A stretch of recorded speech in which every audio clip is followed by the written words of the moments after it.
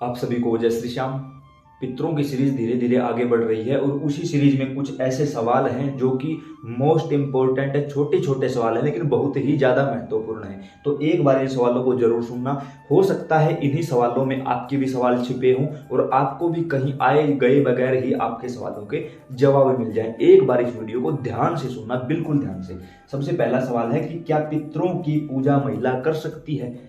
जिन घरों, वैसे तो पितरों की पूजा आई है पुरुषों के लिए, लेकिन जिन घरों के पुरुष या तो बाहर रहते हैं या इन चीजों को मानते नहीं या सिर्फ नशे में डूबे हुए हैं, तो उन घरों में महिला पितरों की पूजा कर सकती है, कोई प्रॉब्लम नहीं। पितरों को स्नान महिला करवा सकती है क्या? बिल्कुल करवा सकती है। हम देखते हैं जब हम पांडु पिंडारा जाते हैं वहां भी महिलाएं, हरिद्वार गए वहां भी, गया में गए वहां भी, हमने महिलाओं को पिंडदान तर्पण श्राद्ध करते हुए देखा है। तो आप बिल्कुल कर सकते हो, लेकिन कोशिश करिए घर के पुरुष करें। पुरुष नहीं मान रहे तो फिर आप कर सकती हो। पितरों की पूजा के समय पर्दा करना जरूरी है क्या? ये सवाल आपके आए हैं जो आप लोगों को सुना रहा हूं। हमारे यहाँ हरियाणा में और राजस्थान में हमने ये देखा है कि महिलाएं जब पितरों की पूजा करती हैं तो वो पितरों के सामने बैठते ही पर्दा करती हैं। मैं अपनी बात बताऊं तो हमने जहां पितरों का स्थान दे रखा है, जब हमारी माता जी उस कमरे में प्रवेश करती हैं तो चेहरा ढक के प्रवेश करती हैं, क्योंकि हमने अपने पितरों को जागृत अवस्था में वहां बैठा रखा है। भाई, हमारे जो भी पितृ देव हैं वो जागृत रूप में वहां बैठे रहते हैं। और यहां तक कि मैं ये भी बताऊं कि अगर कोई भी चीज ऐसा संकेत देना होता है पितरों को, तो हमारी माता जी की बजाय पितर हमारे पिताजी के पास पहुंचते हैं। वो उनको बताते हैं कि खड़े हो, ये काम है। रात को अगर कोई संकेत देना होता है तो दिन में रात में कभी भी हमारी माता जी जब उस कमरे में प्रवेश करती है तो चेहरा ढक के प्रवेश करती हैं, और ऐसा आदेश हमारे पितरों ने दे रखा है भाई, इसलिए वो ऐसा करती हैं। आप लोग मानो ना मानो ये आप लोगों के ऊपर डिपेंड है। मैं किसी के ऊपर फोर्स नहीं कर रहा हूँ। जो बात थी मैंने सिर्फ वो आप लोगों के साथ साझा की। घर के पुरुष पितृ पूजा न करे तो कौन कर सकता है? अनमैरिड लड़कियां पितरों की पूजा नहीं कर सकती, बाकी कोई भी कर सकता है। अनमैरिड लड़कियां नहीं कर सकती। कुंवारी लड़कियां पूजा कर सकती? अगला सवाल आया ना, नहीं, कुंवारी लड़कियां पितरों की पूजा नहीं कर सकती। पिंडदान महिला करवा सकती? बिल्कुल।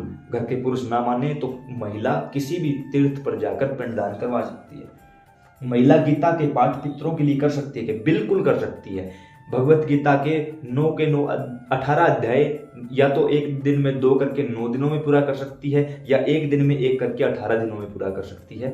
बिल्कुल कर सकती है। उसके लिए एक अलग से वीडियो बनाई गई है, गीता के अध्यायों का पाठ कैसे करें, अशोक कुमार वीडियो सर्च करोगे वीडियो आ जाएगी, उसको देख लेना।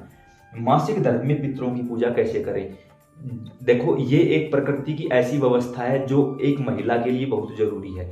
ऐसे में हमें पितरों की पूजा नहीं करनी होती। अगर घर में कोई दूसरा है तो उससे करवा दीजिए, कोई नहीं है तो आप मानसिक रूप से सुबह सूर्योदय के समय सूर्य भगवान के सामने आंख बंद करके खड़े हो जाओ और मानसिक रूप से बिना बोले प्रार्थना करो कि हे श्री सूर्य नारायण भगवान, आप भी तो मेरे पितर हैं। आज इस समय मेरी ये हालत है, आप समझ सकते हो, तो मैं आज पूजा नहीं कर सकती। आज मैं आपके माध्यम से मानसिक रूप से अपने पितरों को भोजन देती हूँ। मानसिक रूप से मन मन में ही ऐसा सोच लेना, पितरों को भोजन दे दिया गया है, पितरों को जल दे दिया गया है, पितरों के नाम से दान कर दिया गया है। बस सोचते ही आपकी पूजा जो है वो पूरी मानी जाएगी, उसमें कहीं कोई परेशानी आपको नहीं आएगी। सूतक पातक में अमावस्या कैसे निकालें? देखो, वैसे तो सूतक पातक सिर्फ 3 दिन का होता है। 3 दिन, जब कोई व्यक्ति मरता है तो 3 दिन जब उसकी अस्थियां गंगा में प्रवाहित करते हैं ना, तीसरे दिन, तब तक का ये चीज होती है, बस बाकी नहीं होती। ऐसे ही बच्चे के जन्म के समय भी 3 दिन का ही होता है। सूतक पातक सिर्फ 3 दिन का लगता है। बाकी आपके यहाँ का जो रीति रिवाज है उस बारे में तो मैं कुछ नहीं कह सकता, आप अपने हिसाब से देख लेना। लेकिन सूतक पातक में लगे कि हाँ आप दिया नहीं जला सकते तो आप गाय को रोटी दे दो। 1 रोटी, उसके ऊपर थोड़ा सा गुड़, दूसरी रोटी ऊपर रख के, महिला दे रही है तो 2 रोटियां देगी, पुरुष दे रहा है तो 1 रोटी देगा। सूर्य भगवान को जल दे दो, तुलसी में जल दे दो। ये आपका जो भोग है, जल है, पितरों तक पहुंच जाएगा। घर का बड़ा बेटा पूजा करता है, औरों को जरूरत नहीं होती। ये मेरे पास काफी संख्या में सवाल आए हैं। एक बुजुर्ग दंपत्ति मिले, उन्होंने कहा कि हमसे बड़े हमारे भाई साहब हैं, वो पूजा करते हैं, हम क्यों करें? मैंने कहा आपकी उम्र? उन्होंने कहा 55। बच्चे कितने हैं? बच्चों की तो शादी कर दी, पोते पोतियां हो रखी। अब देखो, फिर भी पूजा कौन कर रहा है? उनके बड़े भाई साहब। खुद पोते पोतियों वाला है लेकिन पूजा उनके बड़े भाई साहब कर रहे हैं। नहीं भाई, जिसका अलग चूल्हा है, जो अलग रोटियां पकाता है, जो अलग रहता है, उन सभी को पितरों की पूजा करना कंपलसरी है। मानो ना मानो वो आपके ऊपर निर्भर करता है भाई, करनी ही पड़ेगी। अब ये बताओ, जिसको भूख लगी है वो जब भोजन करेगा तो भूख शांत होगी भाई। ऐसे थोड़ी है कि भूख मुझे लगी है भोजन आप कर लो, नहीं भाई, ऐसा नहीं होता। माँ बाप ही पितर होते हैं क्या? नहीं, बिल्कुल भी नहीं होता ऐसा। हमने देखा है एक स्थान पर हमें जाना पड़ा कहीं, वहां हमने उन लोगों ने कहा है कि एक बार हमारा स्थान देख लीजिए। जैसे ही हमने उनका पितरों का स्थान देखा, वहां उन्होंने अपने माँ बाप की फोटो रख रखी। हमने कहा भी पक्का कंफर्म है ये कौन है? उन्होंने कहा हमारे माता पिता। पक्का कंफर्म है ये पितर हैं? हाँ, माँ बाप भी तो पितर होते हैं, लेकिन हमारे घर की बैंड बजी हुई है। कैसी बात कर रहे हो यार? जिसके जैसे कर्म थे वो वैसा योनि को प्राप्त हुआ। अगर माँ बाप ही पितर होते हैं, मरने वाले सभी पितर बनते हैं, तो भूत प्रेत आहुक वासुक ये क्या है? कच्चे कलवे मसान ये कौन बनता है? फिर ये भी तो बता दो मुझे। जिनके कर्म अच्छे थे, जिनका शुद्धिकरण हो चुका है, सिर्फ वही पितर बने हैं भाई। हमने उनसे ये पूछा कि अपने अपने माँ बाप का पिंडदान कितनी बार? एक बार भी नहीं करो। पिंडदान करवाया ही नहीं, पितरों के स्थान पे बैठा दिया। पीछे की पीढ़ियां किसको मानती आई थी? पहले तो कोई फोटो नहीं थी, हमने रख दी। भाई यही तो गलती है, पितरों की कभी फोटो नहीं रखी जाती। पितरों की और गुरु की फोटो की पूजा कभी नहीं की जाती। बाकी तो जिसकी जैसी भावना है वो वैसा करेगा, लेकिन कभी भी आपने देखा होगा किसी स्थान, खाटू धाम गए हो? खाटू धाम में आपने देखा होगा जब हम श्याम बगीची में जाते हैं आलू सिंह महाराज के दर्शनों के लिए, तो वहां चरण पादुकाएं रखी हुई हैं। तो ऐसे चरण पादुकाओं की पूजा होती है भाई।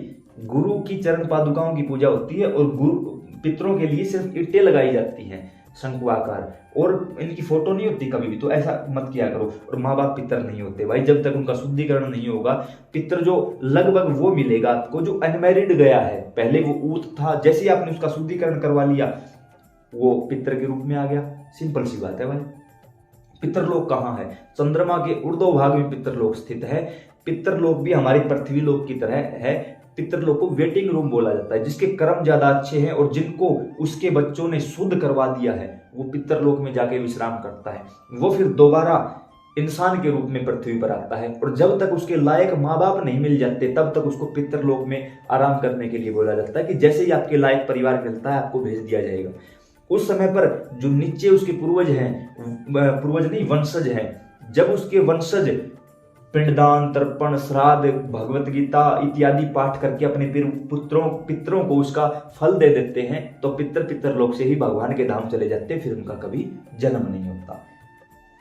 पितर पृथ्वी पर कब आते हैं? पितर पक्ष के 16 दिनों में पितर हमारे ही साथ रहते हैं। 16 के 16 दिन वो यहीं रहते हैं, वो कहीं नहीं जाते। बाकी अमावस्या के दिन पितर सूर्य की किरणों का, आर्यमा नामक किरण का सहारा लेके पृथ्वी पर आते हैं और हमारे द्वारा दिया गया भोग स्वीकार करते हैं।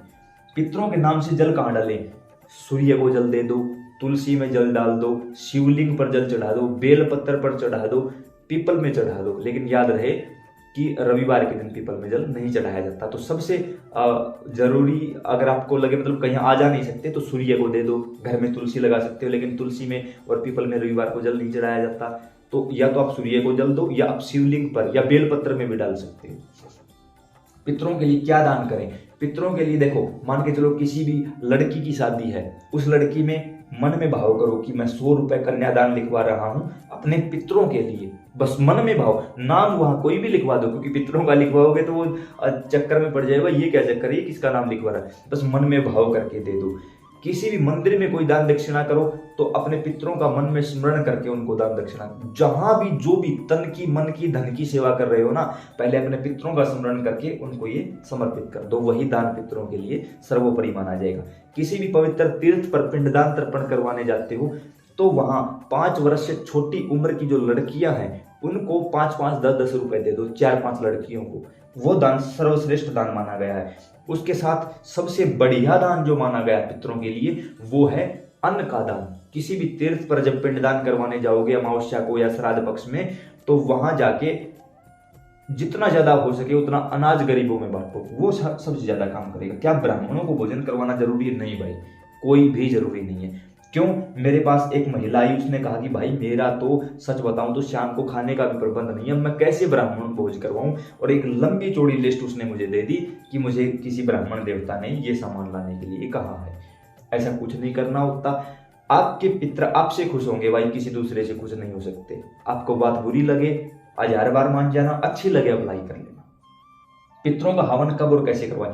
पितरों का हवन अमावस्या को होता है, किसी ब्राह्मण को बुलवा के आप हवन करवा सकते हो। हवन में पितृ गायत्री मंत्र द्वारा आहुति डाली जाती है खीर की, तो वो आप आहुति डलवा सकते हो, वो पितरों का हवन माना जाएगा।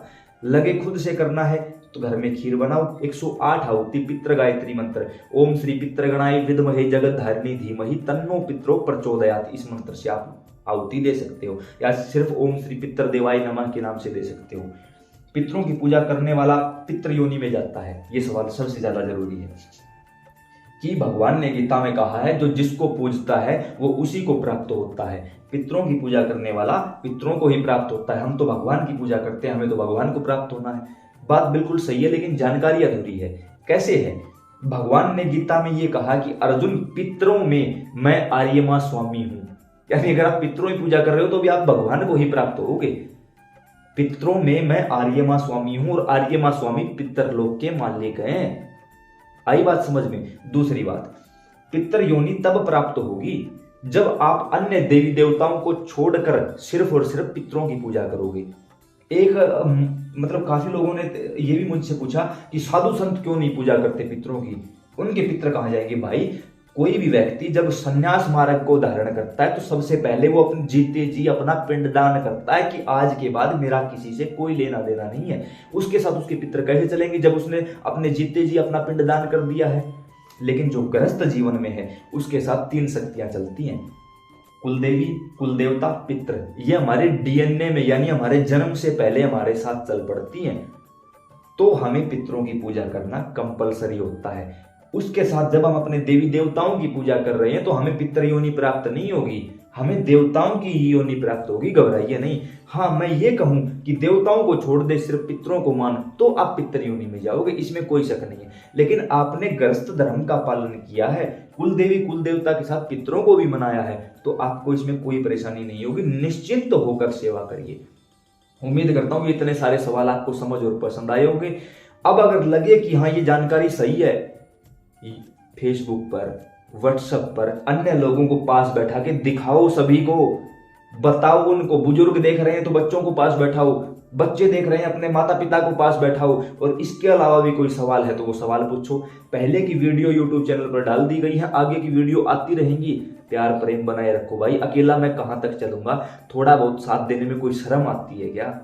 दिखाओ अपने घर परिवार रिश्तेदारों को कि हम किस कारण से परेशान हैं। अगर फ्री में सब कुछ उपलब्ध हो रहा है तो भाई आपका भी तो कोई फर्ज बनता होगा। बाकी मर्जी है। जय श्री श्याम।